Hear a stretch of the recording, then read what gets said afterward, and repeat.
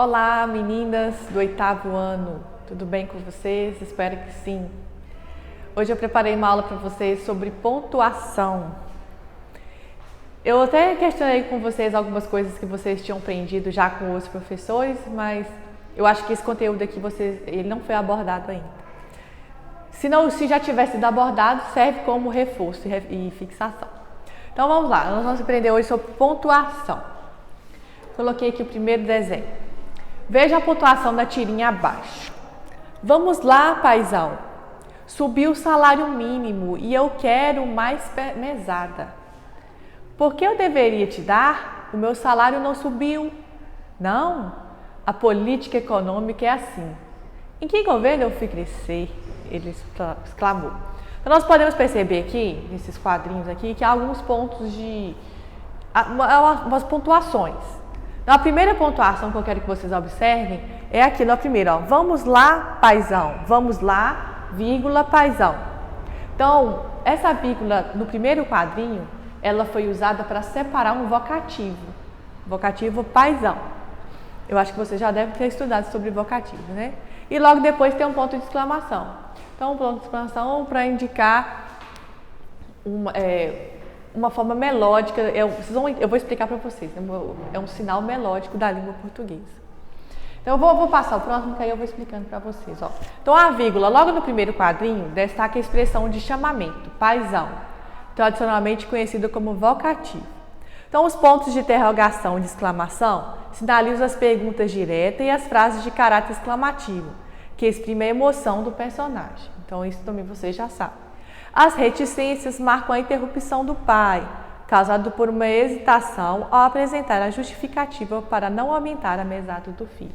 Então, não há como você criar um texto sem pontuação. A pontuação ela é muito importante, porque ela representa, através da pontuação, ela representa a nossa fala, que às vezes nós não conseguimos passar isso para o papel, mas a pontuação ela faz isso.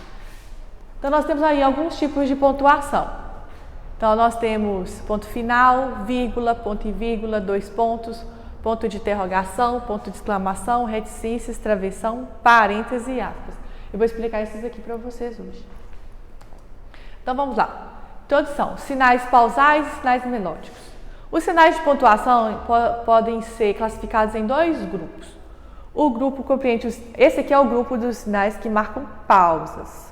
A vírgula, o ponto e o ponto e vírgula. E nós temos o outro grupo. O outro grupo marca os sinais cuja função essencial é marcar a melodia, a entonação. Os dois pontos, pontos de interrogação, exclamação, reticências, aspas, parênteses e travessão. Então, esses são separados em dois grupos. Então, vou falar primeiro sobre os que marcam a pausa.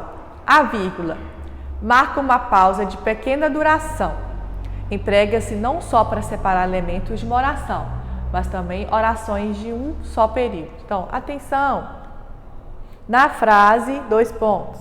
Ontem, vírgula, as meninas chegaram cedo. Ponto final. Não há marcas de pausas, mas indicação de inversão sintática. Aqui, ó, não houve marca de pausa. Aqui houve essa vírgula aqui porque o advérbio era para estar no final da frase e ele veio aqui na frente. Então, aqui não é pausa. Aqui é para mostrar que o advérbio foi deslocado. Aqui não. Aqui é só pausa. O ponto final assinala a pausa máxima da voz. Emprega-se, pois, fundamentalmente para indicar o término de uma oração declarativa. Então, o ponto final ele é usado para indicar o final. Então, é importante, o ponto indica, além do mais, a organização do pensamento no sentido de organizar as ideias do texto. Por exemplo, ó, quando você escreve um texto com frases muito longas, o texto às vezes perde o seu sentido. Então, eu sempre falo isso para os meus alunos quando eles forem escrever redação. Quanto mais ponto final no texto estiver, é melhor. Por exemplo, ó, observe para vocês verem que o ponto final está só aqui. A menina bonita, que mora ao meu lado, sempre me cumprimenta e eu gentilmente aceno para ela com alegria.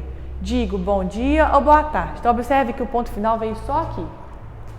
Agora, observem esse outro texto em que apresenta 1, 2, 3 pontos finais. Olha, A menina bonita que mora ao meu lado sempre me cumprimenta. Eu, gentilmente, aceno para ela. Com alegria, digo bom dia ou boa tarde. Então, um texto que apresenta maior número de pontos finais, ele fica um texto mais bem elaborado, mais fácil de entender, uma linguagem, uma leitura mais leve. Então, o ponto final também pode ser utilizado dessa forma. O ponto e vírgula, ele serve para separar itens de uma lei, olha, de um decreto ou de uma petição. Aqui nós temos aqui, ó, um exemplo de uma lei. Geralmente termina com 2 pontos, ó, são penalidades disciplinares, 2 pontos. Aí eu vou citar os itens, aí eu vou separar por vírgula, ó. Advertência, suspensão, demissão, todos separados por ponto e vírgula. Cassação da aposentadoria ou disponibilidade. Então, ele é muito usado em leis. Ou também eu posso usar para separar orações coordenadas, muito extensas, orações coordenadas nas quais já tenham sido utilizado a vírgula. Olha para vocês verem. Os clientes admiraram-lhe a honestidade, ponto e vírgula. Os familiares, a doçura, ponto e vírgula. As crianças, a gentileza. Então, observe que se não tivesse ponto e vírgula aqui, ia ficar um pouco embolado. E vocês perceberam que a pausa aqui é diferente. Por isso, às vezes, isso é usado ponto e vírgula. Outro tipo de pontuação, agora os que marcam a melodia, os 2 pontos. Eles servem para marcar na escrita uma sensível suspensão da voz na melodia de uma frase não concluída. Emprega-se 2 para anunciar. Então, para que servem os 2 pontos? Os 2 pontos podem servir para anunciar uma citação, uma enumeração, um esclarecimento. Então, olha para vocês verem uma citação. Eu lhe responderia, 2 pontos, a vida é uma ilusão. Então, ali é uma citação de Peixoto. Então, uma citação também, ela pode ser seguida, né? Ou pode vir antes dela 2 pontos. Para enumerar coisas, viagem entre todas as coisas do mundo, homem, flores, animais, água. Então, eu estou enumerando. Para esclarecimento, ou uma síntese, uma consequência do que foi anunciado. Olha, ternura teve uma inspiração, 2 pontos. Atirar a corda, lançar.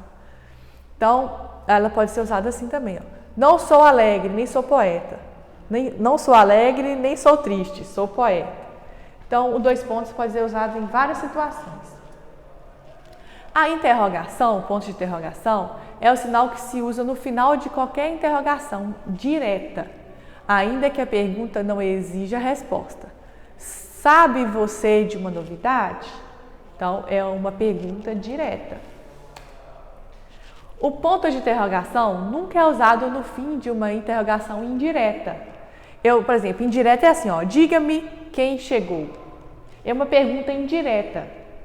Nesse caso, não é usado o ponto de interrogação, somente o ponto final. Agora, se perguntar assim, quem chegou? É uma pergunta direta. Nesse caso, ocorre o ponto de interrogação.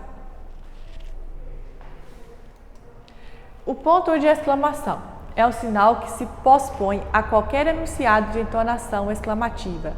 Emprega-se, pois, normalmente, então, depois de interjeições ou de termos equivalentes, como os vocativos intensivos, as apóstrofes. Isso aqui eu vou explicar para vocês depois, quando eu expliquei para vocês sobre figuras de linguagem, e ainda vou dar continuidade daquele assunto. Ui, machuquei meu dedo. Ó, querida, eu te amo. Então, aqui tem um vocativo, olha. Letra B. Depois de um imperativo, vá embora agora. Então, o ponto de exclamação é usado nesses casos. As reticências. As reticências marcam uma interrupção da frase e, consequentemente, a suspensão de sua melodia. Emprega-se em casos muito variados. Olhem para vocês verem aqui. Ó. Para indicar que o narrador ou personagem interrompe uma ideia que começou a exprimir e passa a considerá-las acessórias. Então, às vezes, o narrador, o personagem quer interromper uma ideia. A tal rapariguinha, não diga que foi o Pôncia que contou, menos essa, que não quer enredos comigo. Isso aqui foi tirado de um livro de José de Alencar. Olhem para vocês verem agora. Para marcar suspensões provocadas por hesitação, surpresas, dúvidas, timidez ou para assinalar certas inflexões de natureza emocional de quem fala. Então, olha para você ver, observe esse trecho aqui, ele é cheinho de reticências. Então ele marca, pode ser surpresa, dúvida, timidez. Aqui engloba tudo, olha. Fiador para o Senhor, ora. Falaram todos, quis falar, não pude, baixei os olhos e empalideci. Então é cheia de reticências nesse trecho. As aspas, emprega-se principalmente no início e no fim de uma citação para distingui-la do resto do texto. Às vezes você quer escrever seu texto e colocar uma fala que você acha interessante de um autor. Acho até no Facebook vocês devem fazer muito isso. Às vezes vocês querem colocar uma foto e querem colocar uma legenda. Às vezes nessa legenda vocês vão colocar algo que um autor diz. O que vocês podem fazer? Vocês colocam aspas para indicar que a fala é de alguém no início e aspas no final e ainda deve pôr o nome do autor. Igual tá aqui, ó. O poeta espera a hora da morte e só aspira a que ela não seja vil. Manchada de medo, submissão ou cálculo. Manuel Bandeira. Então aqui foi usado aspas para identificar a parte que foi retirada dele. Posso usar o aspas para fazer sobressair termos ou expressões geralmente não peculiares à linguagem normal de quem escreve. Por exemplo, estrangeirismo. Às vezes você quer colocar uma palavra inglesa no seu texto, aí você pode colocar entre aspas. Arcaísmos, neologismos, vulgarismos. Às vezes você quer criar uma palavra que não existe, aí você pode usar o aspas. Era melhor que fosse clown. Né? Então ali colocou uma palavra estrangeira entre aspas, de Érico Veríssimo. Parênteses. Emprega-se o parênteses para intercalar no texto qualquer indicação acessória, seja, por exemplo, uma explicação dada, uma reflexão, um comentário, à margem do que se afirma. Então, olha só, os outros, exemplificou, era uma dúzia. Andavam também por essa idade, que é o doce e amargo subúrbio de adolescência. Então, o parênteses, ele pode ser usado também como um comentário, né, de uma explicação também. O travessão emprega-se principalmente em dois casos, para indicar nos diálogos a mudança de interlocutor. Às vezes uma hora um vai falar, uma hora outro, aí eu vou usar o travessão. Muito bom dia, meu compadre. Por que não apeia, compadre Vitorino? Estou com pressa. Então aqui foi tirado do livro José Lins do Rego. E esse aqui para finalizar. Para isolar num contexto palavras ou frases, neste caso, usa-se geralmente a travessão dupla. Olha para vocês verem. 2 horas depois, a tempestade ainda dominava a cidade e o mar.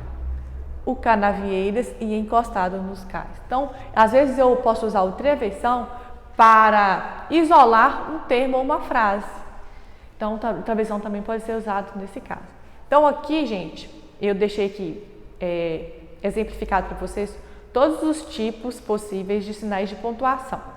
E eu gostaria de mostrar para vocês agora no final um texto. E eu vou mandar para vocês fazerem uma atividade sobre esse texto depois. Então, eu vou passar só o texto e aí vocês vão fazer uma atividade para mim. Ó, a herança e a pontuação. Eu acho que vocês já devem ter visto isso, não sei. Mas depois eu vou passar em PDF como que vai ser essa atividade. O homem rico agonizava em seu leito de morte. Pressentindo que o fim estava próximo, pediu papel e caneta e escreveu. Então, o homem, ele queria doar sua herança para alguém. Aí, nesse caso, ele deixou escrito um papel. Deixe os meus bens a minha irmã, não a meu sobrinho, jamais será paga a conta do padeiro, nada dou aos pobres. Então, há várias formas de eu escrever esse texto de forma que cada hora uma pessoa seja beneficiada. Em um momento vai ser a irmã, em um momento pode ser o sobrinho, em um momento pode ser o padeiro e em um outro momento pode ser os pobres. Então, há 4 formas diferentes, 1, 2, 3, 4, há 4 formas diferentes de eu pontuar esse texto de forma que cada hora um seja beneficiado. Então, isso mostra o quanto a pontuação ela é importante no texto que a gente vai elaborar. Então, essa aqui vai ficar uma atividade para vocês fazerem. Depois eu vou exemplificar direitinho em PDF o que vocês vão fazer. Tá bom? Então, eu espero que vocês estejam bem, que vocês se esforcem, continuem estudando em casa. Até a próxima aula.